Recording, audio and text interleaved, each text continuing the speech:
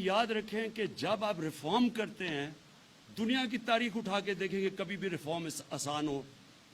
Reform کا مطلب ہی یہ ہے کہ آپ نے سٹیٹس کو کے خلاف لڑنا ہے.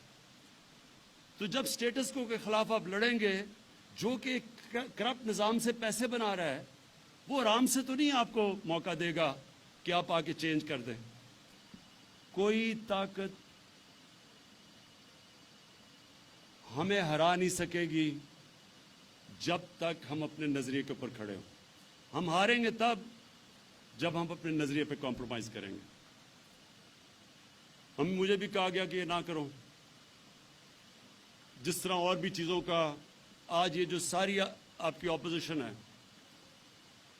میرے لیے کتنا آسان ہے 5 سال گورنمنٹ کرنا. صرف میں نے ان کے 8-9 لوگوں کو یہ کہنا ہے کہ تم فکر نہ کرو، تمہارے کیسز ہم آگے نہیں بڑھنے دیں گے. صرف یہ شیورٹی دینی ہے. 8-9 لوگ ہیں سارے اپوزیشن میں.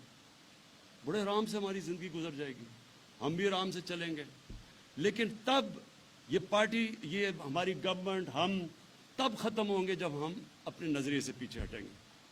دیکھیں، نظریہ جب تک نظریے کے اوپر آپ کی پورا ایک سپورٹ بینک، ایک پورا ووٹ بینک سارے پاکستان میں آج کھڑا ہے آپ کے ساتھ. وہ آپ سے کوئی امیدیں لگا کے آیا ہے. وہ یہ نہیں سمجھتا کہ آپ پہلے دن کامیاب ہو جائیں گے یا 1 مہینے یا 1 سال کے بعد. لیکن وہ تب تک مایوس بھی ہوں گے. اونچ نیچ آتی ہے، سٹرگل ہے نا، آپ کی تو سٹرگل ہے. سٹرگل کبھی بھی سیدھی لائن میں نہیں ہوتی، اونچ نیچ ہوتی ہے.